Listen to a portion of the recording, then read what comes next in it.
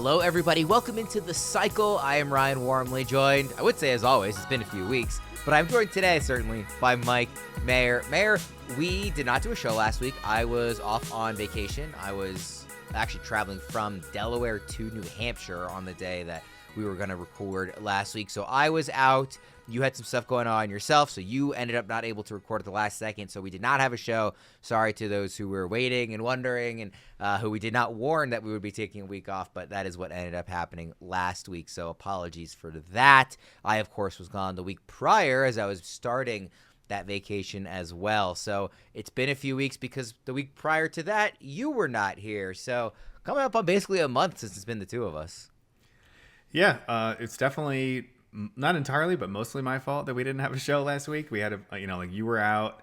Kelly had some stuff to deal with, and then we were actually going to have Welsh fill in, and so then we ended up pushing the show back to Friday. But then I had some issues. I was out 2 weeks ago for a medical procedure, and I had some complications from that said procedure, and was not physically able to do the show last week. So was not planned. Apologies for missing it, but not something we were intending to do. It just kind of all fell apart.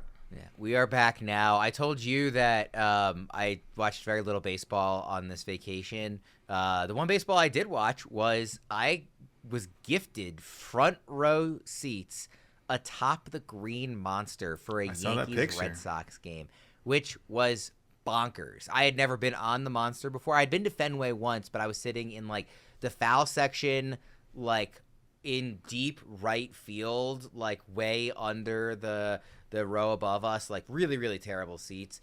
This was a very different experience at Fenway. This was, again, front row, the Monster. My friend who I was visiting up in New Hampshire, his company does some, work with Fenway, and he reached out, like, as a sponsor, and he reached out and was like, hey, I got a buddy in town. He's not even a big baseball fan. He was like, I got a buddy in town who loves baseball. Do we have any tickets if we want to try to go to the game? It was a Friday night, beautiful night. Again, Yankees, Red Sox, so you would think, like, really, like, highly sought-after tickets. And they're like, yeah, we've got 4 for you. Didn't even tell them where they were. Turns out they were front row of the Monster. So wild experience. Very, very cool. I'm very grateful for that experience. And we saw Aaron Judge hit a ball at probably 570 feet. I mean, I know technically it was like 460 or something, but he obliterated the ball off of Garrett Crochet. So that was fun to watch. But yeah, very cool experience. I know as a Red Sox guy, you were probably jealous.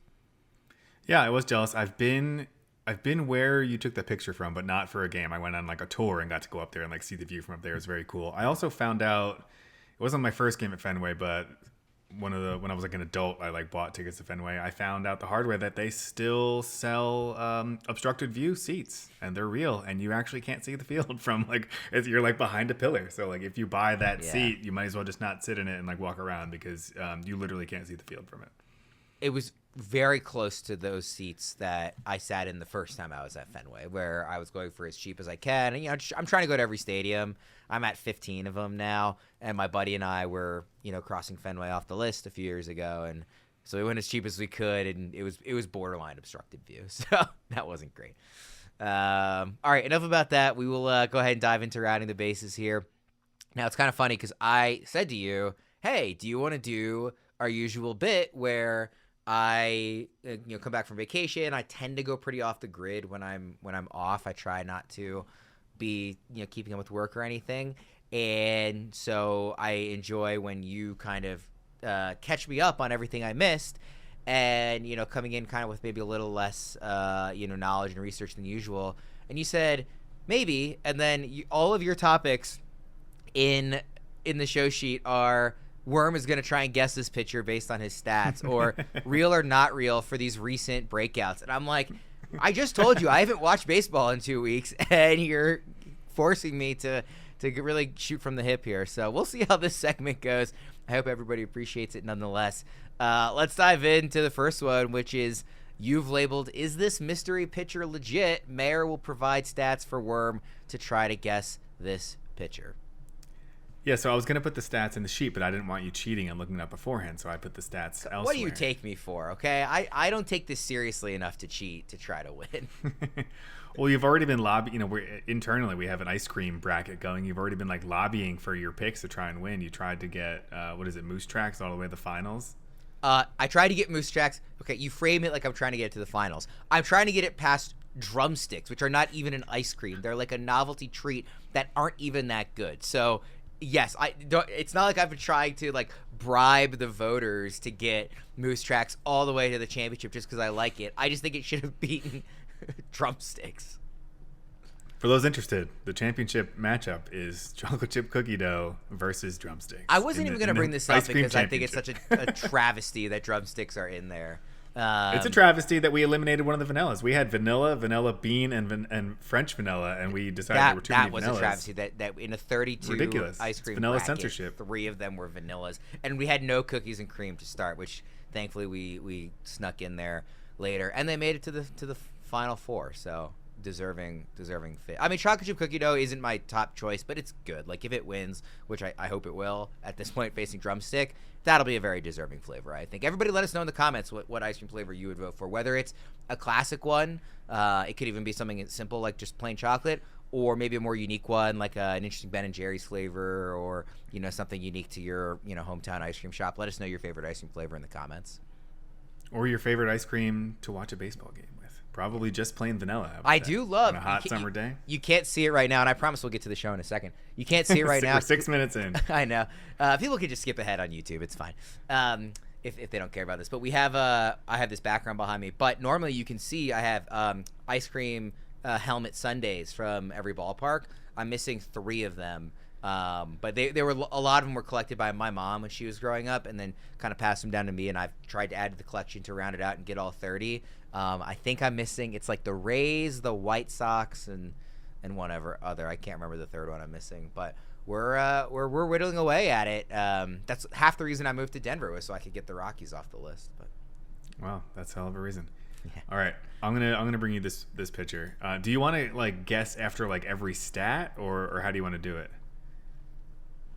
I think it's very unlikely I get this right at any point. So I would say give me every 2 stats, I'll guess. All right, and I have the clues kind of set up in a way that like I'll make it more and more obvious as we get closer. Like, okay, this person's name is. So is this mystery pitcher legit? He has a 1.84 ERA, and earlier in June he threw a complete game shutout. I think I might actually know who it is on the first round of clues. Is it Andrew Abbott? No. Okay, I was thinking complete game shutout. He did throw one. That was in June, right? I thought that was a good guess. That's all I have. If you have another clue. Well, I lied because it is Andrew Abbott. I just wanted to stall a little bit. Okay, all right. I kind of worried about that. I can't think of many other complete game shutouts, at least off the top of my head, that happened in June. So you sold yourself short. I was gonna go through many other stats, and you got it pretty early. I was gonna go through his K percentage, really low WHIP. Then I was gonna start getting more and more obvious. He's a lefty. He has a 6-1 record. He just turned 26. He pitches in the NL Central, and then get all the way to he's a lefty who pitches for the Reds.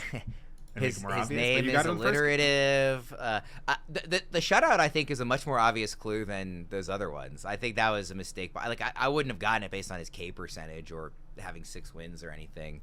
The shutout, I think, was an obvious clue. But well, there you go. Great job by you. Nailed it early. I know. I clearly I've been watching a lot of baseball. Yeah, Abbott's interesting because he was somebody that I was interested in at times last year, and then maybe wasn't as good after I invested in him. But yeah, he's been on like a really good stretch. I mean, he's really been good this whole year. And to answer your question, if he's legit or not, I think I would phrase it, and this is the way I sometimes think of questions like this, is he's legit enough. Right? Like, I don't know that he's going to, be out here throwing complete game shutouts right and left, right? But I think he's legit enough to want to, like, have him, and I would be interested in trading for him if he was available and the price was right, to be starting him. Like, he's legit enough to trust for now. That's an interesting way to phrase it. I wonder, let me pull up the trade value chart, although I didn't do it yet for this week. But I wonder who you'd be willing to trade for him. And by the way, I do recognize that he had a down start coming off of that shutout. So it's and also the start before the shutout, he wasn't very good. So it's not like he's just been right and left like amazing. But again, good enough for me. Yeah, although his most recent start, it was 5 runs, but only one of them was earned, so it was kind of a weird start. But the before the shutout, there were 5 earned runs. I always kind of roll my eyes a little bit. Like if it's like 1 extra run compared to the earned runs, then yeah, like it's fair to not hold it against him. Like he still allowed a 3-run home run. Like I recognize that he wouldn't have needed to get to that batter if not for the error, and that's why it doesn't count as an earned run. So yes, that's like a legitimate thing. I'm not saying the stat should be different, but like I think in evaluating him as a pitcher moving forward, like he still threw a pitch that resulted in 3 runs being scored, even if he in an ideal like defending fielding scenario wouldn't have had to throw that pitch. I think error, like how unearned runs are calculated, is another thing we could have talked about when we did our like what do we want to ban in baseball kind of segment, because I do think errors could be more subjective for like earned runs and stuff. I would be fine if the earned runs were the guy who got on is an unearned run, but the other runs that scored still are earned, because you would have had to face those batters eventually. I get that there's a lot of like logical fallacies with that argument. This is just me off the cuff like thinking about a good fix, so I recognize that that's not a fully fleshed out thought. But again, like he allowed that home run. Like to me, that's still worth considering in evaluating his performance. Well, there's also like if it would have been the third out of an inning and then you give up 8 more runs, those 8 runs are all unearned, and that's kind of again, you wouldn't have had to face those guys, but like you probably would have the next inning anyway. So yeah, or I mean, maybe if it was the last inning of your outing, like you would have been pulled the next inning. Like again, you can get into a lot of like kind of back and forth about it, but I guess that's all we got. Anything else on Andrew Abbott? Well, what was your thought? Yeah, is he legit to you? I think he's like similar to what you said, like legit enough. I would say he's like in between like legit and not legit. He's like good enough. Would you be interested in trading for him? It depends. I pulled up the trade value chart to see what I would want to give up and kind of like in that range of what he would be worth. Rhys Hoskins is kind of in that range if I needed a hitter. I don't know that I would like. I feel like he's more like the kind of player like if I have him, I'm gonna keep him or sell high. I don't know that I'm like really interested in like going out and acquiring him just because he's got a 1.84 ERA. His whip is really good. His expected numbers are all over the place. 2.92 xERA, 3.92 FIP, and then the Sierra or xFIP, and then the Sierra and FIP are in between there. His Statcast page is pretty solid. We always say like red is good, blue is bad. He doesn't throw like a big fastball. Doesn't have a good ground ball rate, which could come back to haunt him where he pitches. But he has like he's like really good at avoiding hard contact. Even though like it's kind of weird. His hard hit percentage is 88th percentile, but his barrel percentage is like 40th percentile. But he's like getting barreled, but not very hard, kind of a thing. Or at least like getting like hard hits, barrel rates. It's kind of subjective for the stats. But like other than that, like everything looks really solid, and he throws his fastball almost 50% of the time, despite not having like a big fastball, which is also a little weird. Like he throws a 92 mile an hour fastball 50% of the time. That doesn't sound like a pitcher you would normally think is like has these great numbers. But he just, he locates it. Like batters are only hitting 200 against it with an expected batting average of 190. So he's doing something with his fastball that's, working for him. And so like I feel like he's legit, but also like he worries me. It seems like he has the kind of profile that like if one thing changes, like this could all unravel very quickly. I think that's fair. I think I would be very open to moving off him if it gets to that point. Like I'm not gonna be digging my heels in and say, oh, he had 3 bad starts in a row. I'm still blind faith, starting him regardless. But right now, I'd be happy to. I like I said, I think he's legit enough, at least for the time being. So that's kind of how I think about Andrew Abbott. We are now giving away a Cecil Fielder signed Tigers jersey courtesy of our friends at pristineauction.com. And all you have to do to enter is to subscribe to the Fantasy Pros MLB YouTube channel right now. Drop a comment below on any video, and that is it. We will be announcing one lucky winner right here on the channel, so make sure to turn on those notifications so you can know when new videos are up and to claim your prize. Again, that is a signed Cecil Fielder Tigers jersey. Mayor, what would you say is the coolest jersey you own? Coolest jersey I own? We'll say baseball jersey. I was going to say baseball jersey. I have some really weird football jerseys. I talked about that on other shows. I don't have a ton of baseball jerseys. I do have... I have a bunch of signed things, but the coolest one that I have that I would wear, I have a Roy Halladay Phillies jersey. That's pretty cool. I like that one. It's a pretty good one. I'm collecting one jersey from each team. I've got like 25 of them. I'm almost done, actually. My Tigers one is Hank Greenberg, so I'm not that interested in the Cecil Fielder one. I try to get like a Hall of Famer for each team, but some teams don't have a Hall of Famer, and so when I started this project like over a decade ago. Which teams don't have a Hall of Famer? Well, like the Rays don't have one. I mean, they have the newer teams. Yeah. Or at least like if they have a Hall of Famer, it's like they're I try to get players that are like, this is like a lifer, like an Evan Longoria for the Rays if he was good enough to be in a Hall of Famer instead of Hall of Very Good type of player. If he was good. But I'm a guy that it's like you really associate with that franchise. So like the first one I got was like Jackie Robinson, or like try to get like real legends.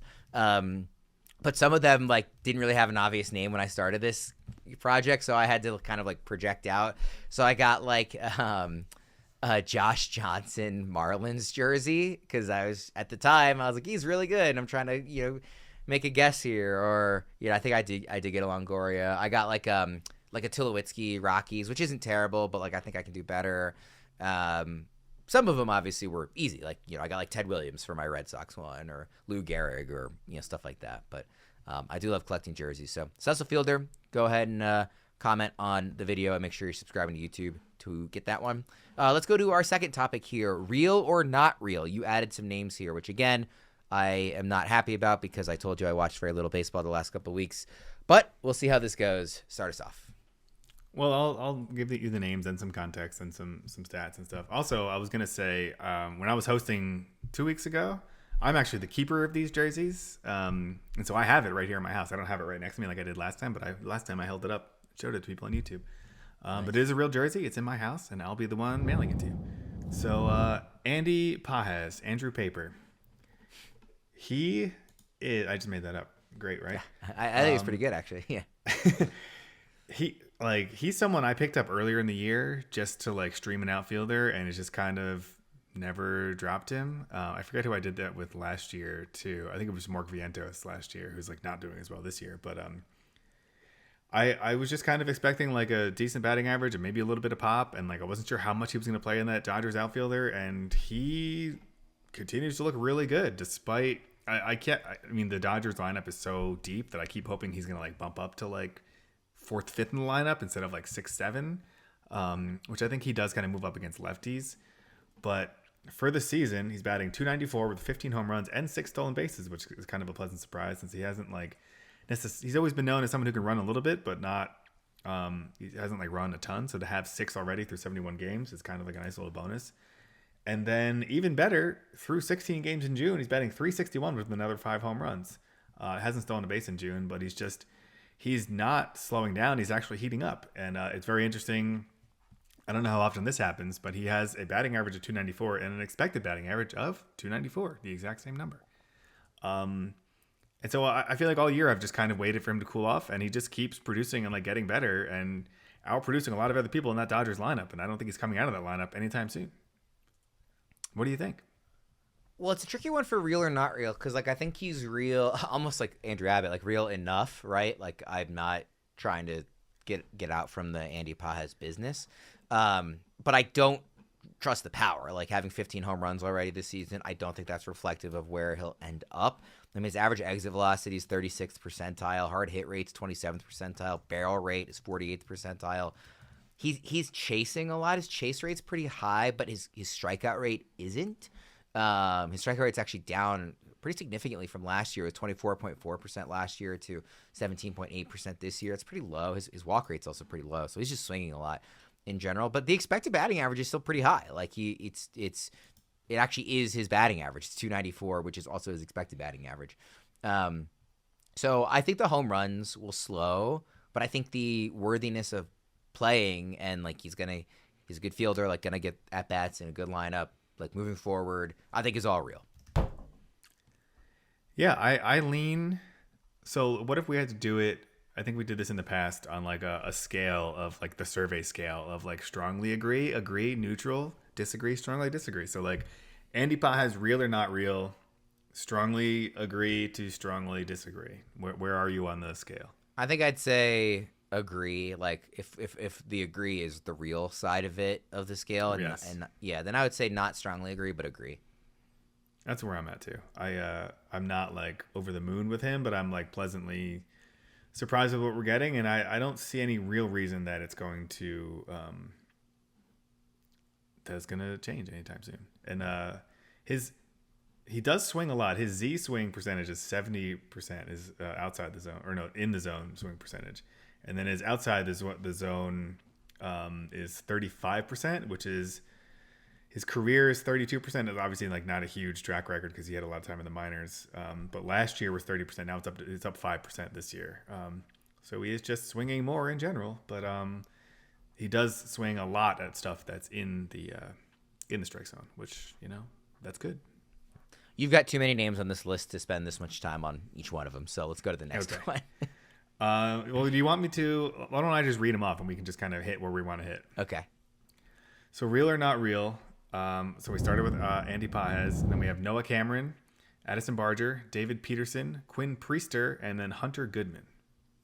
I do want to start with this second name that you have on the list, Noah Cameron, because I find him really interesting. What do you say about Cameron, real or no real?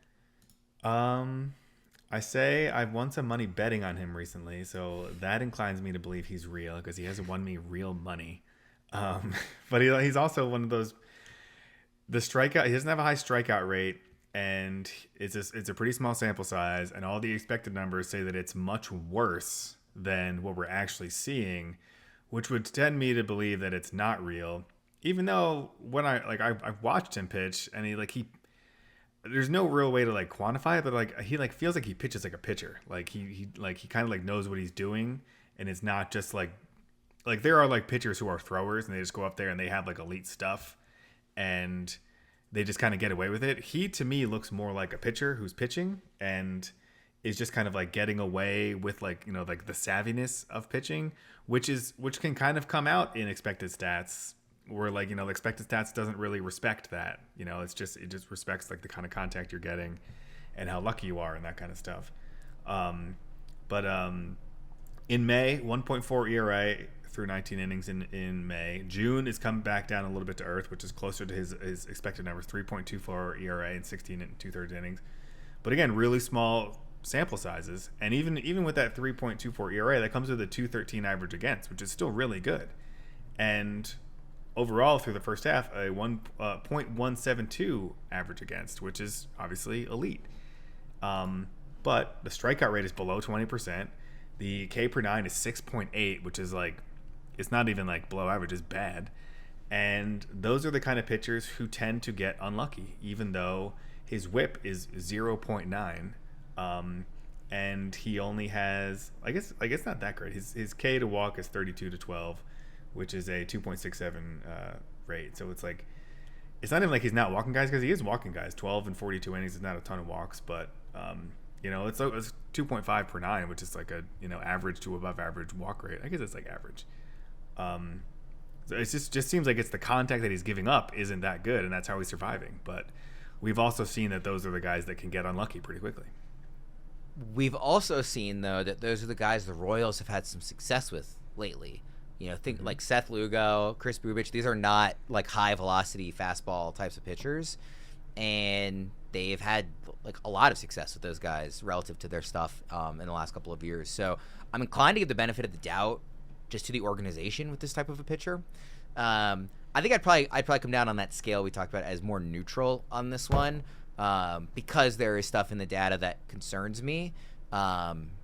and it's still so early into his career, right? He's made 7 starts, so there's still a long way to go. And that strikeout rate being what it is really hard to stomach in a fantasy context.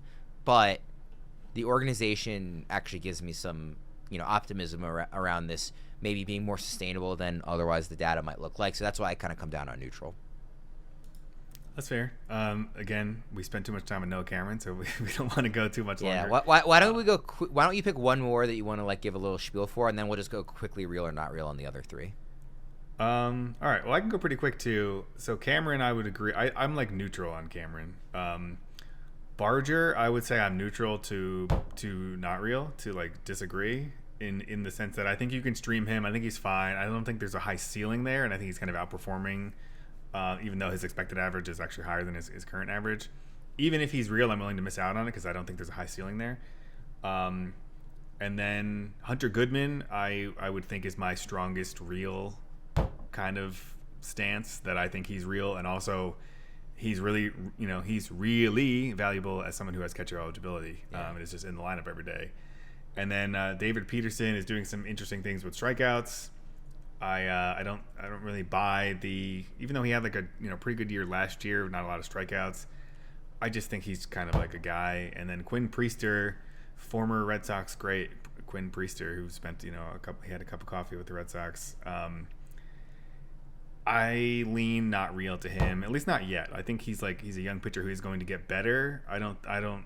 I lean not real, at least not yet, especially since it's kind of ironic that the Brewers had no pitching earlier in the year, and now they have more pitching than they know what to do with. And so even for fantasy, even if he's real, he's going to have to be very real to stick in that rotation because they're going to have a ton of arms right now. I largely agree with you on a lot of these, especially Goodman. I think I'm maybe a little more buying into David Peterson than you. His ERA is slightly better than it was last year, but his expected ERA is almost a full run better. Now it's not elite. It's 3.70 is the expected ERA. So I'm not saying he's an ace, but I just think I'm a little more willing to buy into him than you are, but not by much. I don't think he's just a guy, but I don't think he's a lot more than just a guy. I think he's just barely more than just a guy, kind of in my opinion. So let's go to the kind of update worm segment on news, notes, and injuries. I threw a couple in here that I had seen, so I'll just run through those quickly, then you can run down yours. Max Meyer is going to see a hip specialist, which I never like. I don't care what part of the body it is. If you need to go see a specialist after already having missed a couple of weeks, that's really concerning. This is a player that we loved before the season, who looked awesome early on, then was really struggling. So seeing this injury kind of continue to the point where he needs to see a specialist, especially for the hip as a pitcher, that really concerns me. Brady House making his debut, a guy who at one point in time was considered a potential number 1 overall pick in the draft early on, when he was in high school. That didn't end up happening, but was still a high pick. He has made his debut for the Nationals. Off to a hot start. He's slashing 364, 462, 826. He's got some walks in there. He doesn't have a home run yet, but it's only been 11 plate appearances. But just an early fun start.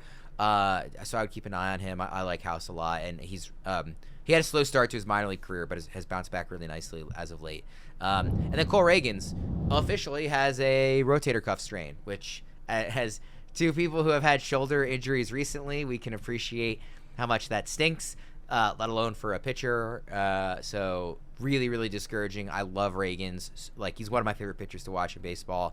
I have a lot of him in fantasy, so that's a bummer. And, you hope that if he gets shut down for a couple weeks that it starts to look better, but it's just hard to be optimistic. When you get into shoulder strains for a pitcher, it's just really hard to not be pessimistic. So those were kind of the news and notes I threw in there, but what did you want to add? Yeah, and then I saw there was another update where he's as part of that rotator cuff strain, he's just getting shut down for a couple of weeks, which you also never. I mean, that's always going to be part of the process with an injury, but you never like that. We're just going to shut him down, and then we'll check it in a few weeks, because then we're not even at the point where we're getting better. It's just it's not even. They're he's not even worth checking out right now. Let's take a few weeks off and just see what it looks like in a couple of weeks, and then it could just be the end of the season. It's done. Well, the biggest news that happened while you were gone, you may have seen one of Rafael Devers' last games as a Red Sox. I in fact did. I saw his third to last game as a Red Sox. Yeah, he was traded to the Giants because he just acted like a crybaby the whole time. And the best part about it is that, despite being an atrocious third baseman for like a decade and just never getting better, the Red Sox finally went out and upgraded the position defensively. He got mad about that and then pouted all summer or all spring. And then when the Red Sox apparently, it's so funny, like the more you learn about this, like even though this trade was a week ago, like there's still like little bits of information like trickling out about this. And like we knew it was like, the Red Sox were just like done with him. But then it was like, he cried in spring training because he was like, they did, he said the Red Sox like, took third base for him and they didn't like communicate it well enough. But now it came out that the Red Sox actually asked him to like stay active and like continue to take grounders at third and first base so that he could play both positions when they needed him to. And he refused and just said no. And then when Tristan Casas got hurt, they again asked him like, hey, you want to take some grounders at first base so we can get back on the field? And he again said no. Like, I refuse. I'm just going to be your DH. And then like in true like crybaby fashion, he got like when he gets traded, he like immediately says like, oh yeah, like I'll play first base for the Giants if they want to. It was just the Red Sox I didn't want to play first base for. So like I won't continue to rant about it, but biggest story while you were gone, one of the biggest stories of baseball so far this season, like a blockbuster trade. I was gonna ask, was it on purpose that because we kind of organized our rounding the bases segment as first base, second base, third base, home plate? Was it on purpose that you made this our third base segment? No, but that's very fitting. I think we just always kind of have news, notes, and injuries as third base, but very fitting that third base. Let me ask you this quickly, because I do think it's worth spending a little more time on this one, even though we got to move fast through the others. Is Devers, like, is his fantasy ranking for you drastically changing as a result of going to San Francisco, or are you kind of keeping him in the same spot? And if he becomes first base eligible, how would that change his ranking for you?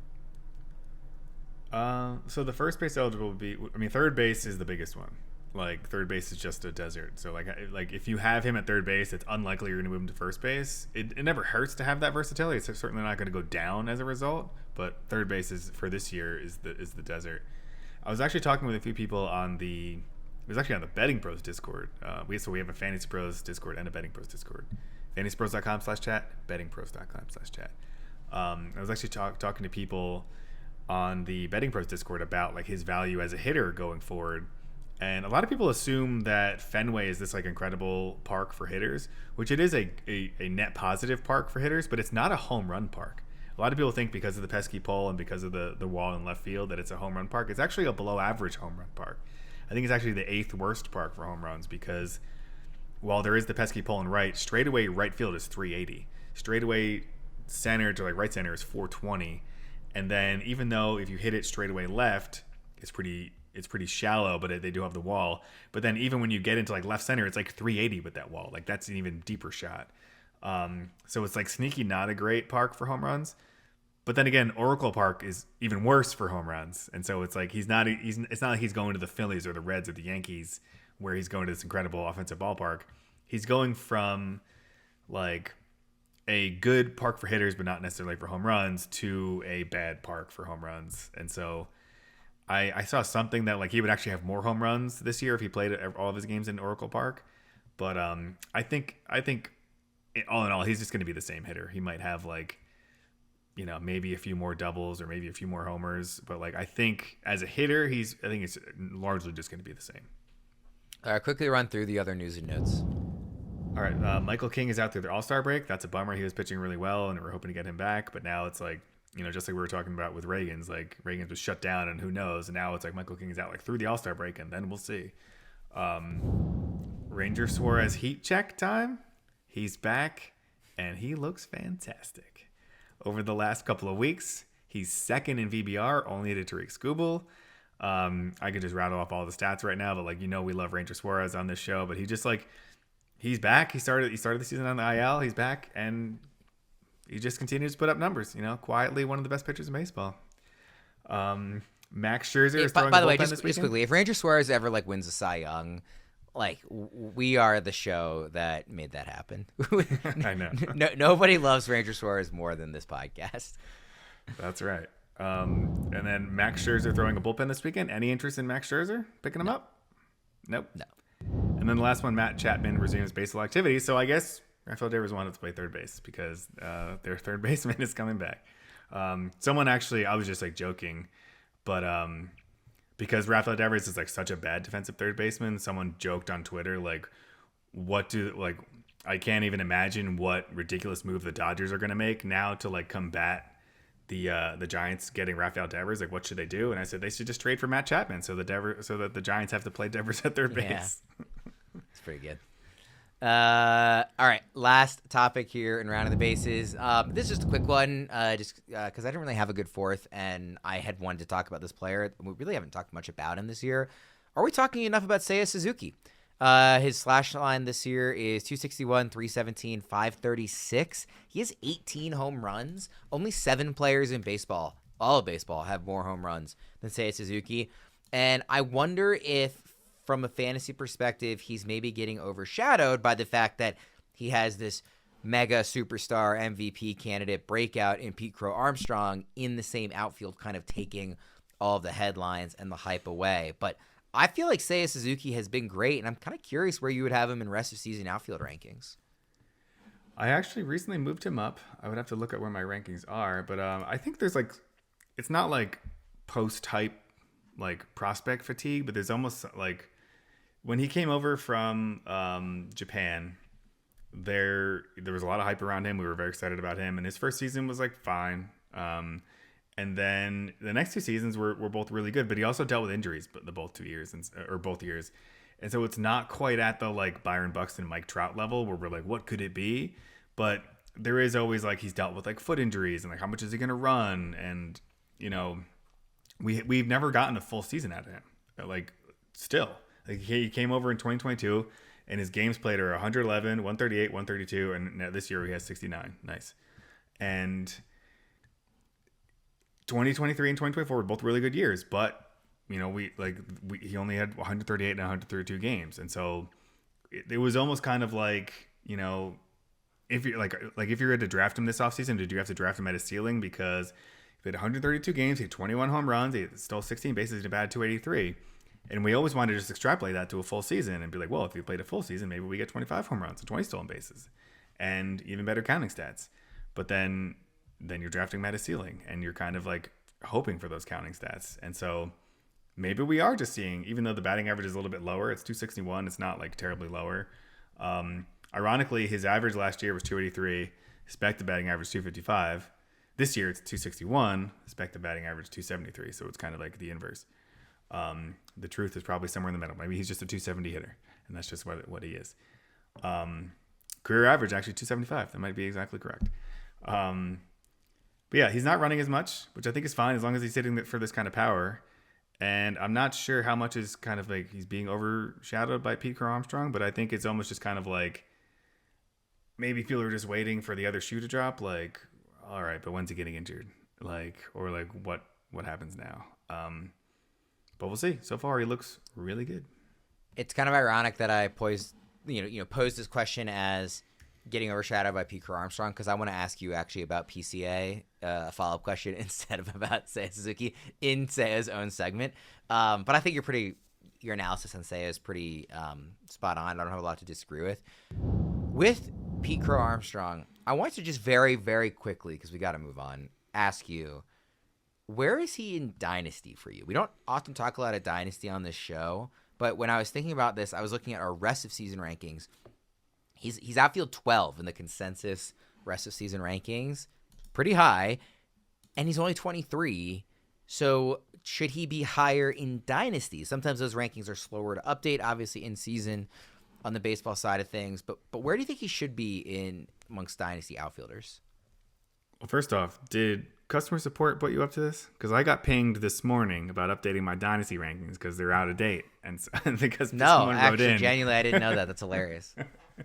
Yeah, someone wrote in and be like, hey, like Welsh and Meyer, their Dynasty rankings need to be updated. And I was like, all right, I'll update them soon. Which I do need to do, but it's just like, it's like such a massive undertaking to like, you know, like in season is kind of like, I just update those like a little bit every day so that they're always, you know, like within a few days, they're always kind of updated. Dynasty is like, you got to change everything. So where did you say Pete Crow-Armstrong is rest of season? I believe he's 12th amongst outfielders. Really? 12th? Okay. I think that's what I saw when I looked. I'll pull it up again while you're talking. I have him at 16, so maybe I'm too low on him. Let's see. It's hard to say with Pete Crow-Armstrong just because like he's such an exciting, fun player, but like I keep waiting. 29th overall, outfield 12th. Wow. Okay, that's higher than expected. Maybe I'm too low on him. I have him 16th, but it's just like I keep waiting for like him to slow down, and he just kind of never does because like we've talked about it a few times on the show. We talked about him like a month or so ago, and he was just kind of like pop flying some of these home runs, and hard contact wasn't great, and now it's just like maybe that doesn't matter. Maybe he's just like an exciting player, and that's just who he is. And also he has stolen 23 bases already, and so maybe when you have that kind of like, it is nice when you have this kind of player that even if they do kind of slow down or go into a slump, having that speed as a floor to like oh, he also has 23 stolen bases. Like, it's like even if he slows down a little bit, you're still going to get those numbers. That becomes really valuable. So I don't know how I have him Dynasty. I have him 16th rest of the season. I probably need to move him up. I'll pose it to you real quick as I move him up. Rest of season, Pete Crow-Armstrong or Teoscar Hernandez? Pete Crow-Armstrong. Okay, I'll move him up. Pete Crow-Armstrong or O'Neal Cruz? Ooh, that's a fun one. I think I might lean PCA, but that's tough. What about Jackson Merrill? I think I go Pete Crow-Armstrong just with the injury stuff Merrill's been dealing with. James Wood. That Wood for sure. I'm like the James Wood guy. I love James Wood. Okay. And then above Wood, I have Jarren Duran. Yeah, I'd probably keep Duran there. All right. I'll bump up PCA to 14. All right. Now, Dynasty. I don't know where I have him Dynasty. Let's update it real quick. I'll see. Where I have him now is going to be buried because I haven't updated this yet this season. So he's 48 right now. So I would say that's out of date. So let's move him all the way up to. Let's put him right here at 23, and then I'll pose the same question to you. Pete. So this is Dynasty now. Outfielder. I have him at 23. Pete Crow-Armstrong or Kyle Schwarber in Dynasty? PCA. Okay, let's move him up. This is an interesting one because I think one player is ascending and the other one is maybe we were too excited about. Jason Dominguez. Oh, Pete Crow-Armstrong for sure. Yeah, I still like Jason Dominguez, but I think that star is not shining quite as brightly. How about Lawrence Butler? I'd say Pete Crow-Armstrong. Riley Green. PCA. Okay. This one I'm not even gonna ask because I'm gonna move him up. Michael Harris. I'm so down on Michael Harris. I'm just gonna move PCA up. Mm-hmm. Okay, so we did this one in redraft. The same question: O'Neal Cruz in Dynasty or PCA? I would say it's equally difficult for me. Yeah. I think I'd probably I think I might. I don't know. Actually, that feels like a real coin flip to me. Okay, how about... So in redraft, we had Duran. What about Duran in Dynasty? I think probably... Well, I don't know. Maybe. How old is Duran? He is, I think, 27, 28. Let's see. I think I'd go PCA. That's enough of an age difference that I'll give the weight to the younger guy. He's 28. He turns 29 in September, so he's older. I'll go PCA. Okay. Brent Rooker. I love Brent Rooker. That's a tough one. I mean, there's an age gap there for sure. This is probably the line. So I have PCA at 17, and then right above him I have O'Neal Cruz, and then I'll probably move him up. I'll move him above Cruz just because of the exciting factor. But right above there, I don't know that I can move him above many of these because it's Brent Rooker, and then Roman Anthony, and then Jackson Merrill, and then your boy James Wood. This is an interesting one for age. Let me pull up this. How old is this player? So he turns 28 next week. He's one of the best hitters in baseball. He's also one of the most oft injured players in baseball who just can't stay on the field. Although he did play 147 games last year, he was just hurt like the whole year. Yordan Alvarez. That's an interesting one in Dynasty. That is really interesting because if not for the injury factor, I don't think it's interesting. But it's really interesting with that. I think I can make a case that this isn't a Dynasty show, but I think I could make a case that you should. I mean, it's probably hard to sell right now in Yordan Alvarez, but if he comes back healthy and produces, it's probably time to sell because he's got these lingering like hand issues, and then also just 2 knees that are shot. Yeah, and like I don't know how much longer he's gonna play. He also might not have outfield eligibility. Like, yes. There will be years where he doesn't. Probably soon. By the way, has he played outfield this year? I'm not sure that Roman Anthony should be ahead of PCA. I know he's like a top prospect and like really exciting, but like blasphemous. PCA is 23 and he's already doing it at an MVP level. So I'm not saying they should be switched, but I'm saying I'm not convinced they shouldn't. Would be my stance. Yordan has played 6 games in the outfield this year. Yeah. I think that's a blasphemous take. I think it's a disrespectful take to Roman Anthony. Roman Anthony is 21. Remember when I said we needed to be quick on this? Yeah. Which, by the way, I'm only, to be clear to everybody, I'm not trying to rush through the conversation. We have another show coming up very soon, so we're kind of up against the clock here. We're a very busy day of recording. That's why I'm kind of rushing us through this, but I think that's enough Dynasty talk for this show since we don't usually do that on here. We'll go ahead and wrap that up there. Be sure, everybody, to check out the other segments we have coming out throughout the weekend. We, of course, will have our buy low, sell high, waivers episode segment, whatever you want to call it, and then also our pitching streamers to start pitcher competition, all that good stuff coming up later this weekend. For Meyer, I'm Ryan Wormeli. Thank you, everybody, for tuning in to Rounding the Bases on the Cycle. We'll see you again next time.